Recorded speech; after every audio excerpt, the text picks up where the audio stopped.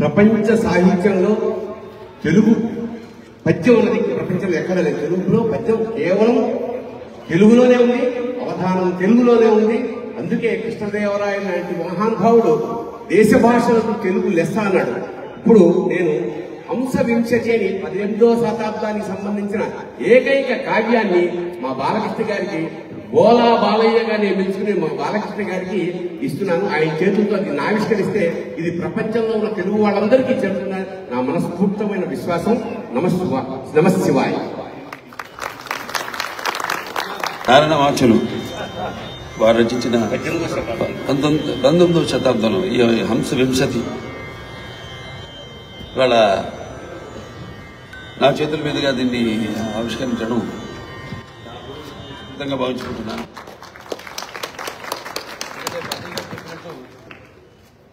ఈ కావ్యం అన్న ఒక ఈ మాధ్యమం అది మన తెలుగువారి సొత్తు, మన సొంతం. ఎన్నో అద్భుతమైన అన్నారు. శ్రీకృష్ణదేవరాయలు అన్నారు, సాక్షాత్తు శ్రీకృష్ణదేవరాయలకి సెలవిచ్చాడు శ్రీకాకుళంధ్ర మహావిష్ణువు అన్నాడు. ఆ మొదలు స్వామిక సాధారణంగా అవతరించింది ఆంధ్ర మహా కవిత్వం అముక్త మాల్యద. కృష్ణదేవరాయలుగా సాక్షాత్తు ఆయన అన్నగారు జీవించారు.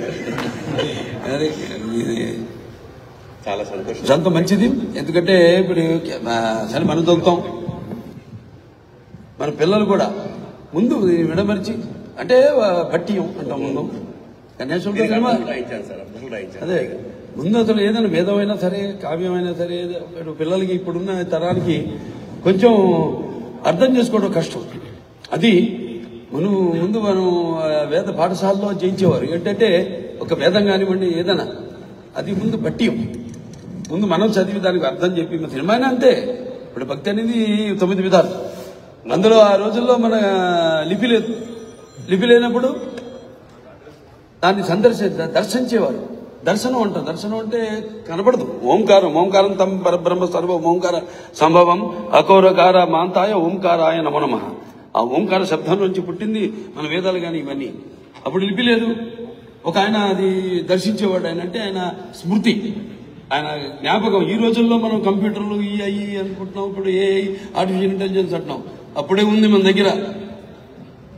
అలా ఒకసారి వినగానే మొత్తం వేదాలు, ఎన్ని వేదాలు, 4000 వేదాలు, ఉపనిషత్తులు ఇవన్నీ అలా జ్ఞాపకం పెట్టుకుని ఆ తర్వాత అవసాన దశలో తమ శిష్యులకి అందించేవారు, చెప్పేవారు, అందించేవారండి. ఇంత చిన్న బుర్ర, అందులో మరి అంత నిగూఢమైన వేదాలు వీటినన్నిటి కూడా గుర్తుపెట్టుకుని మళ్ళీ అవసాన దశలో నెమ్మదిగా లిపి రావడం, దాన్ని మళ్ళీ నెమ్మదిగా ఆ రోజుల్లో ఈ ఆకుల మీద వాటి మీద వాటిని రాయడం, ఆ తర్వాత నెమ్మదిగా ప్రింటు. అదే అనిపిస్తుంది ఒకసారి మన ఆయన ఆదిపట్ల ఆయన పేరు మన కాదు ఈయన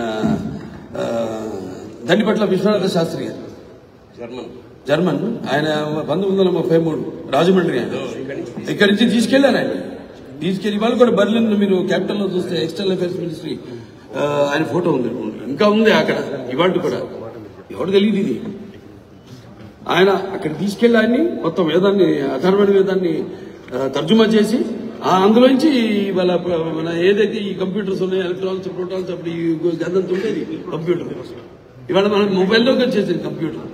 mobile is not only A phone but it's also a computer, A laptop. ఈ దశకి మనం చేరుకున్నామంటే అదంతా మన వేదాల్లో ఉన్నాయి. అలాగే శుశ్రూషుడని ఆయన ఒక మహా సర్జన్.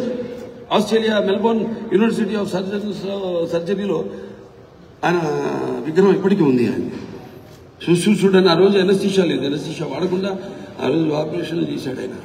మహానుభావులు కన్నా మహానుభావులు అంటే నేను అంటుంటాను, నయా విగ్రహణ శక్తి ప్రత్యవాయుతర విద్య. మన దీంట్లో ఉంది భగవద్గీతలు, నయా విగ్రహణ శక్తి ప్రత్యవాయుతర విద్యతే స్వల్పమప్యస్య ధర్మస్య త్రాయతే మహితో భయాత్. మహానుభావులు ఊరికే పుట్టరు, అప్పటి నుంచి పుడుతూ ఉన్నారు మన దేశంలో. కానీ వాళ్ళంతా ప్రాచుర్యంలో లేరు. ఇవాళ మన దౌర్భాగ్యం. కానీ ఇలాంటి NATS, North American Telugu Association ఇదో 8వ ఈ ఉత్సవం జరుపుకుంటున్నారు ఇవాళ. నేను ఇది 3వ ఉత్సవానికి ఇప్పుడు ఇక్కడికి ఇచ్చేశాను.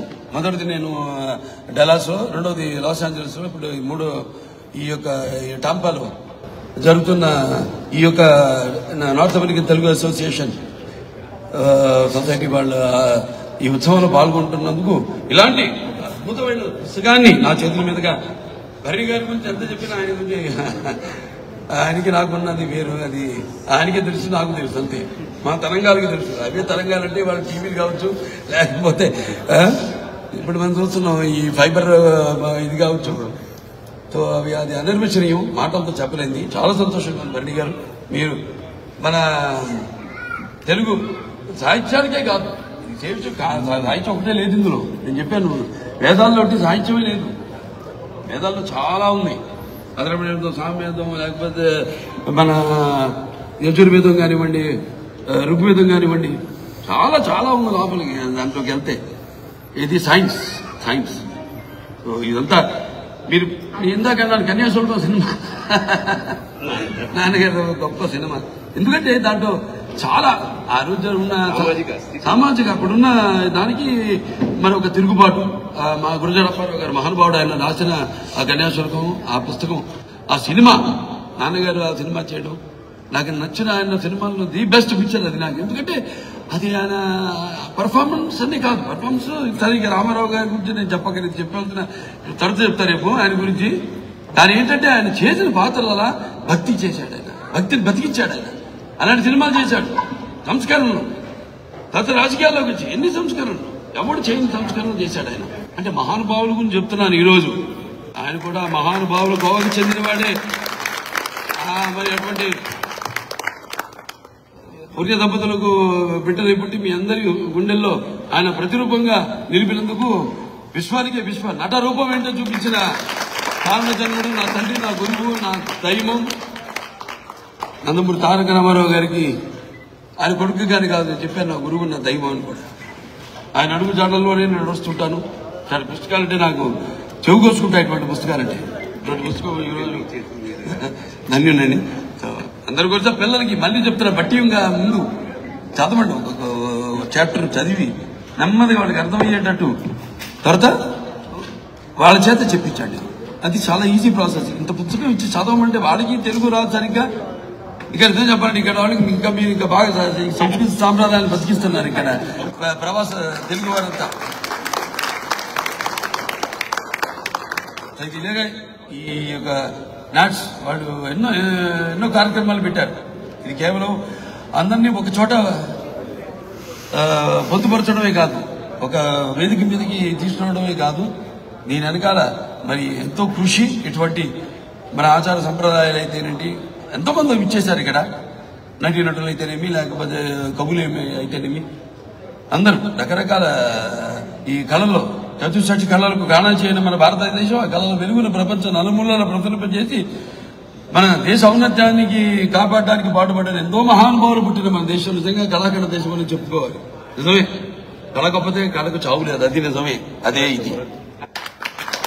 మరొకసారి అయ్యా, 18వ శతాబ్దంలో అయ్యలరాజు నారాయణ రామాచుడు రాసిన ఎన్సైక్లోపీడియా, ఇందులో లేదండి. పక్షుల గురించి, పశువుల గురించి, ఎన్ని రకాల ఇవి ఉండేవి, అపరాలు ఉండేవి. అంటే బియ్యం ఎన్ని రకాల 128 జాతుల బియ్యం గురించి రాశాడు.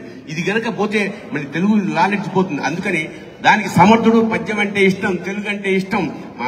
గోలా బాలయ్య గారి అమృత హస్తాల మీదుగా హంసవింశతి రిలీజ్ అవడం నా పూర్వజన్మ పుణ్యంగా భావిస్తూ శుభం భూయాత్ శివోహం. ధన్యోస్మి స్వామి, ధన్యోస్మి.